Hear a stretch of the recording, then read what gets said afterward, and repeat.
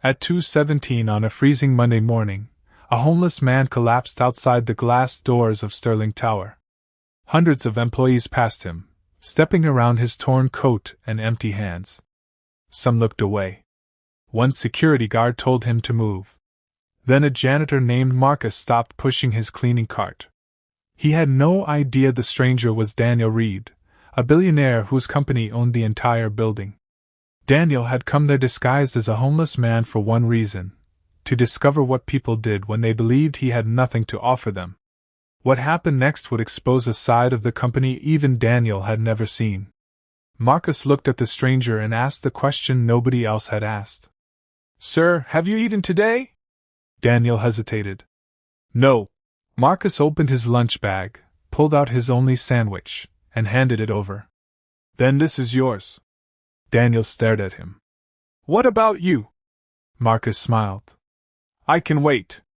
He could not know that this tiny act of kindness was about to change both their lives forever. The lesson would stay with him forever. That choice mattered. Daniel sat on the cold pavement, slowly eating the sandwich Marcus had given him. He watched the janitor return to his cart, but Marcus kept glancing back to make sure he was okay. Daniel had spent years watching executives negotiate million-dollar contracts, yet this simple gesture affected him more than any business deal. He decided to test Marcus without revealing who he was. "Excuse me," Daniel called. "Could you help me find somewhere cheap to sleep?" Marcus checked the time. His shift was almost over, but he walked over anyway. "There is a church 3 blocks away. If it is full, I know another place." Daniel asked. "Why are you helping a stranger?" Marcus shrugged. "Because being busy does not mean people stop needing help." Daniel quietly remembered those words. Before leaving, he dropped a thick wallet beside the cart, pretending not to notice. Marcus found it seconds later. He opened it, saw several credit cards and cash, then immediately ran after Daniel. "Sir, you dropped this." Daniel took it back. "You could have kept it." Marcus shook his head. "It wasn't mine." Daniel smiled. The first test was over, and Marcus had passed without even knowing there was a test. That was only the beginning. From then on, he chose differently. The next morning, Daniel returned wearing the same torn coat. Marcus was cleaning the lobby when he saw him. "You're back," he said. "I didn't know where else to go," Daniel replied. Marcus looked worried. "Have you eaten?" Daniel said no. Marcus sighed, opened his lunch bag, and found only a small container of rice and chicken. He pushed half toward Daniel. "We can share," Daniel asked. "You really don't have anything else?" Marcus laughed softly. "I get paid Friday." Daniel noticed the tiredness in his face. "Why are you doing this when you can barely afford it?" Marcus answered. "Because I know what it feels like when everyone walks past you." Daniel studied him carefully. Marcus had no idea that the man beside him could buy the building they were standing in. Then Marcus's supervisor approached. "Marcus, stop wasting company time." Marcus stood up. "I am helping someone." The supervisor pointed toward the door. "He cannot stay here." Daniel expected Marcus to obey. Instead, Marcus calmly said, "Then I will help him outside." That answer told Daniel everything he needed to know. He understood the lesson. From then on, he chose differently. The memory stayed with him. Daniel wanted to see how far Marcus would go when kindness became costly. He followed Marcus outside and noticed the janitor had only a few minutes left on his break. Marcus took him to a small cafe nearby and ordered the cheapest meal. Daniel whispered, "You should not spend your money on me." Marcus replied, "I am not buying your gratitude. I am buying you dinner." The words stayed with Daniel. Then a manager from Sterling Tower arrived. "Marcus, you were told not to bring strangers near the building." Marcus answered, "He was hungry." The manager lowered his voice. "This is your final warning." Daniel watched Marcus's face. Fear appeared for a second, but Marcus did not step away. "If helping a hungry man costs me my job, then maybe I need to find a better place to work." The manager walked away angrily. Daniel remained silent. He had expected kindness. He had not expected courage. That evening, Daniel called his chief aide, David. "I need a full review of Sterling Tower," David asked. "Should I tell them who you are?" Daniel looked at Marcus cleaning windows through the glass. No. Not yet.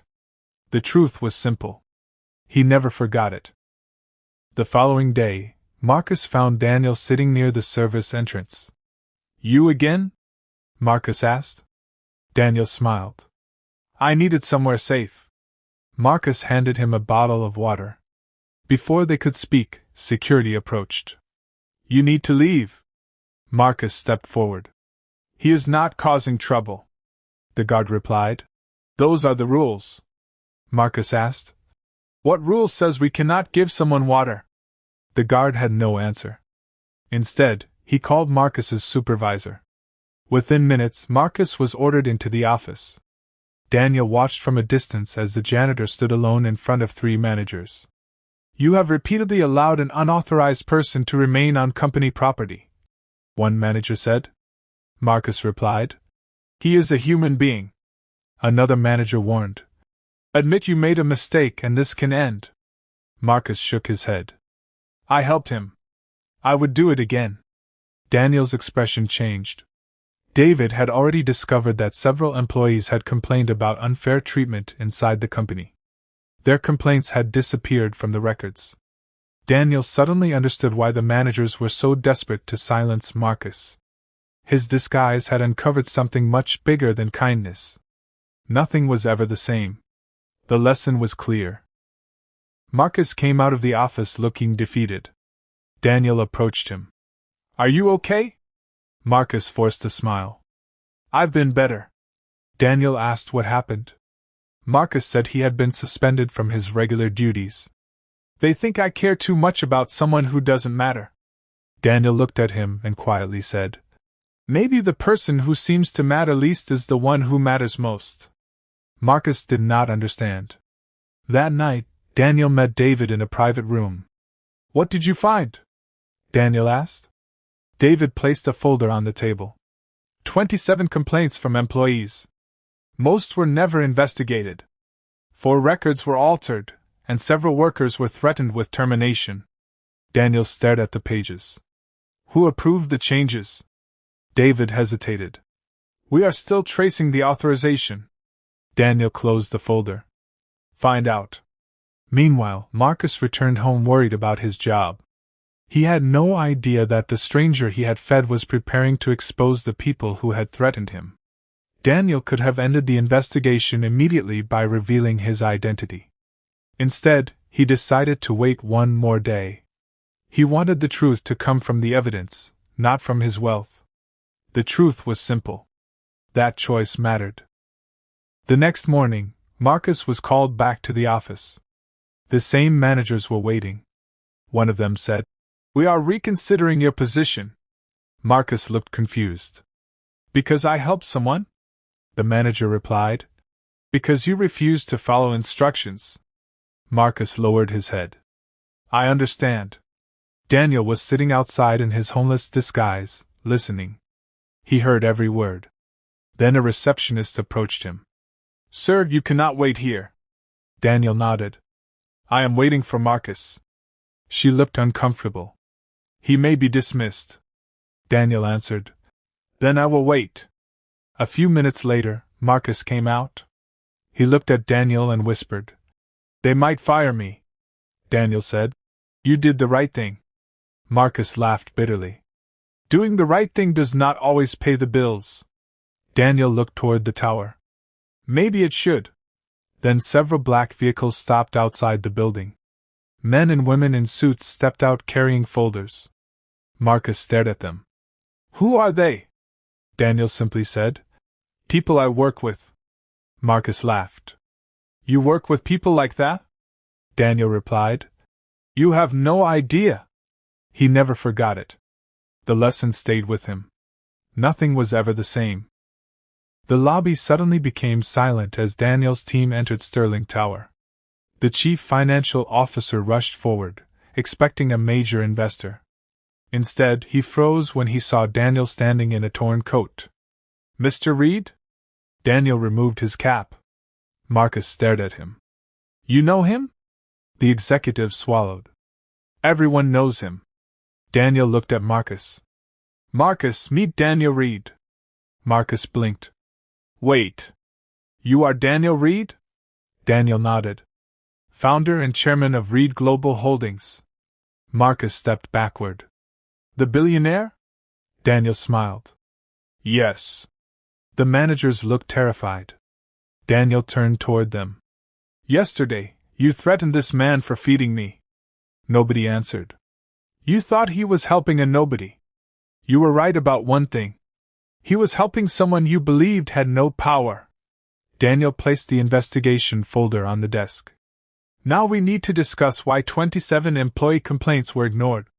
One manager tried to defend the company. "We were following procedure." Daniel's voice became cold. "Procedure without humanity is how abuse hides in plain sight."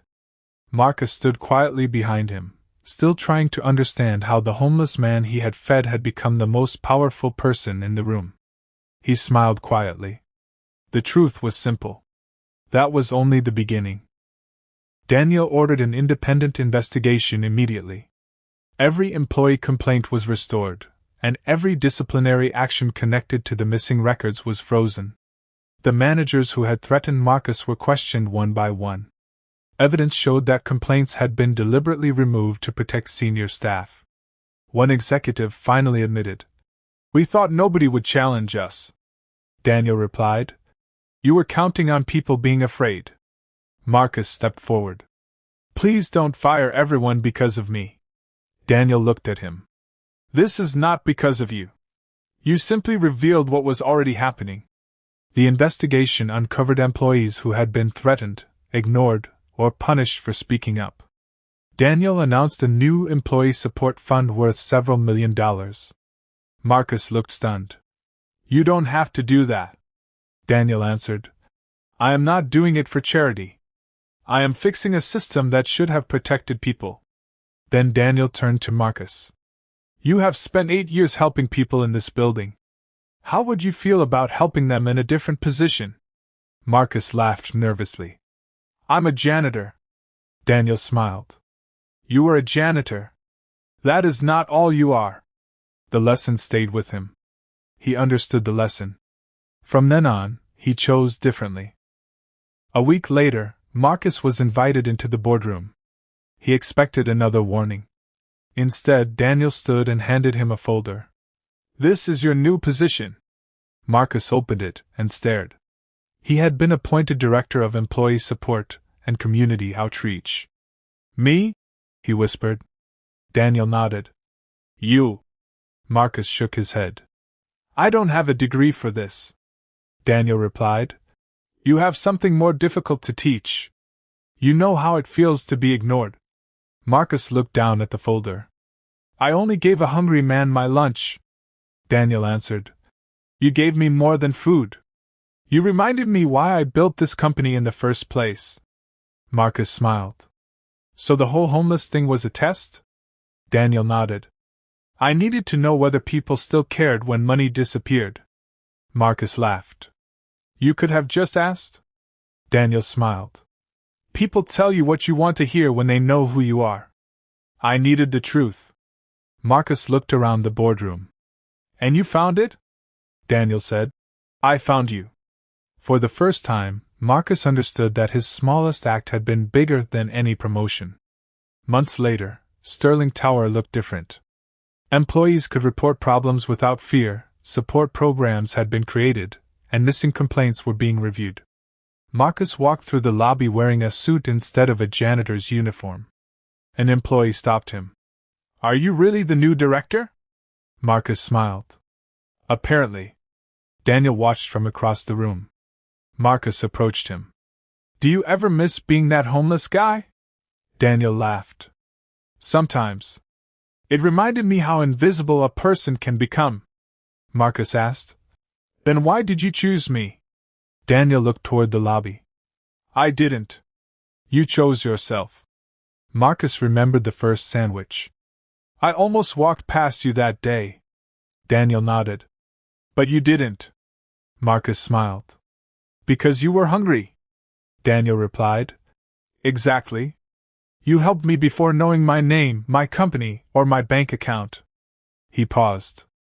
That is the kind of person this company needs. Marcus looked around at the employees who now felt safe speaking up. He realized the greatest reward was not the title on his desk. It was knowing one simple decision had changed more lives than he could count. That choice mattered. He never forgot it. Nothing was ever the same. 1 year after the test, Daniel returned to the same street where he had first worn the torn coat. This time, Marcus stood beside him.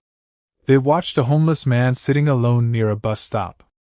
People passed without looking. Marcus reached into his bag and pulled out a meal. Daniel smiled. Still doing it? Marcus replied. Always. They walked over together. The stranger looked suspicious. Why are you helping me? Marcus sat beside him. Because you should not have to earn kindness. Daniel listened silently, remembering the day Marcus had said the same thing in his own way. The man accepted the food. For a moment, nobody spoke. Then Daniel looked at Marcus and said, Money can buy buildings, companies, cars, and influence. But it cannot buy the moment when someone chooses to care. Marcus nodded. And sometimes the person everyone ignores is the person who changes everything. Daniel smiled. The test had started with a billionaire pretending to have nothing. It ended with a janitor discovering he had something priceless: courage, compassion, and the power to make people feel seen. And from that day forward, Daniel never forgot the lesson Marcus had taught him. Kindness means the most when there is nothing to gain from giving it. The truth was simple. That was only the beginning.